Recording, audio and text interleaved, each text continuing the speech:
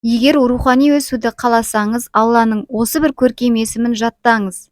المؤخر المؤخر المؤخر Артқа қоюшы, артқа тартушы, өз жауларын артта қалдырады. Ол өзі мен кәпірлердің арасына бөгет перде салады.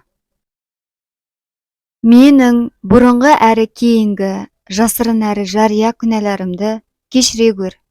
Расында сен алға шығарушысың, һәм артқа қоюшысың. Сенен басқа құдай жоқ, өзіңнен өзге құдай жоқ. Рухани жақтан жетілуді қалаған жан үшін осы көркем есімді күніне 100 мәртеден қайталауды әдетке айналдыруы керек. Шындығында біз Аллаға жақындауға бір қадам жасасақ, ол мейірім есіктерін айқара ашады.